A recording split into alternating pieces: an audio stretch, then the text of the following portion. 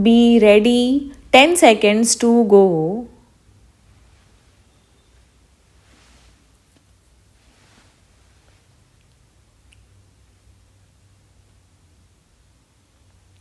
Start. I am glad to welcome you today to this conference.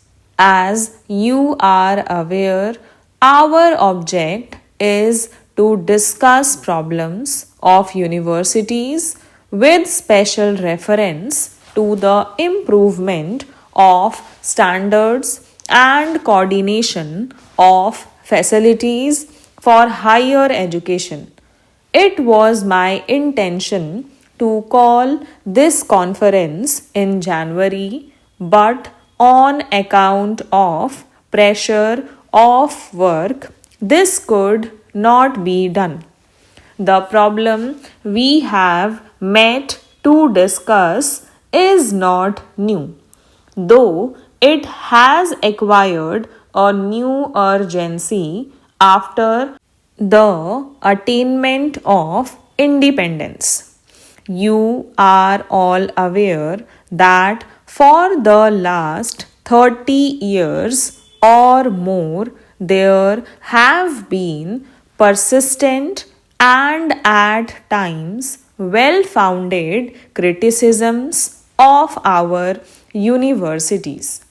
The great increase in the number of students has been accompanied by a fall in the standard of attainment. Ill equipped and ill trained graduates have increased the number of the unemployed.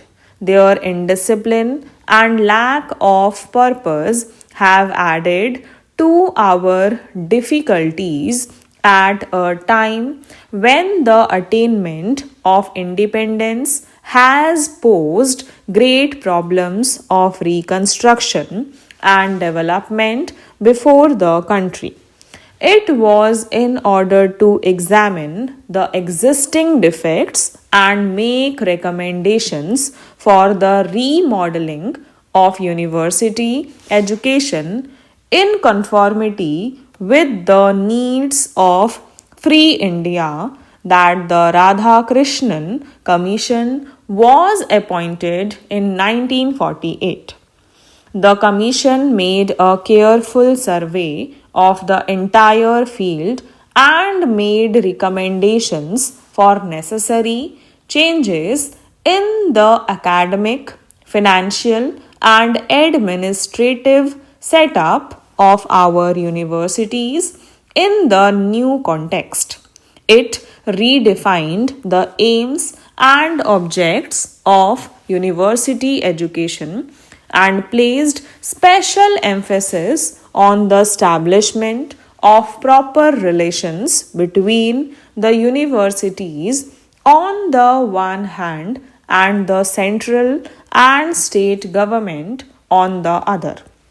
One of its basic recommendations was for the creation of a machinery for the most economic utilization of our existing resources by avoiding wastage or unnecessary duplication in the fields of higher study and research. The problem of university education was also considered at the time when the Indian Constitution was being framed.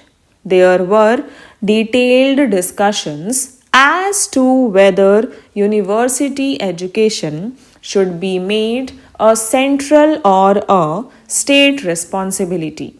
The Radhakrishnan Commission had recommended that the all India aspects of university education, the repercussions and interchanges necessary and desirable between universities, and the need or a national guarantee of minimum standards of efficiency require that university education should be a concurrent responsibility of the center and the states. The Commission had mentioned that coordination of facilities in special subjects be of the governments. The coordination of facilities in higher education and the maintenance of standards of university education is thus an exclusive central responsibility.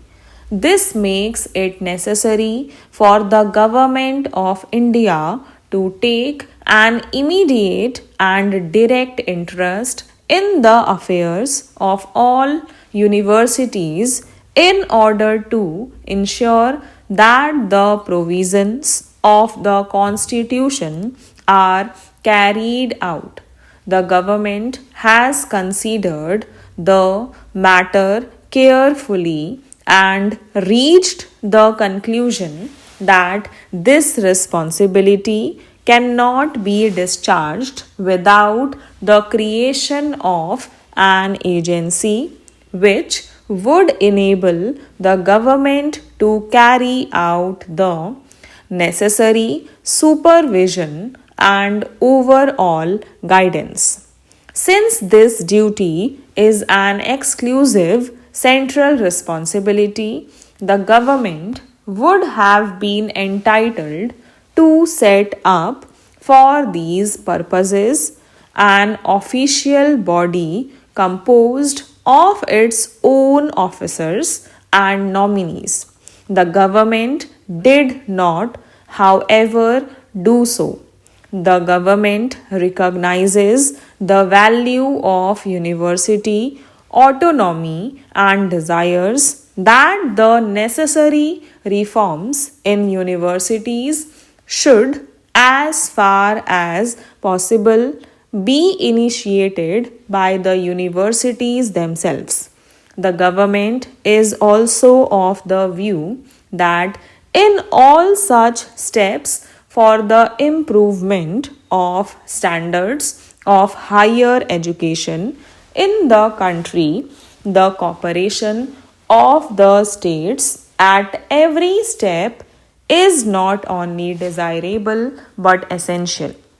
It is on this account that the Government of India prepared a draft bill entitled Universities Regulation of Standards Bill.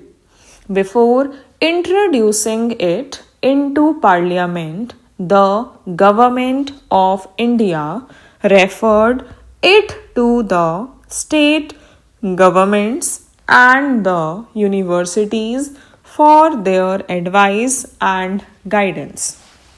I must confess that I have been somewhat surprised by the response of the universities to this gesture of cooperation by the central government. The Inter University Board, in its Madras Chennai session, has expressed itself against the bill and raised doubts about its purpose and provisions. Nevertheless, the board itself had to recognize the need of a machinery to effect coordination and improvement of standards.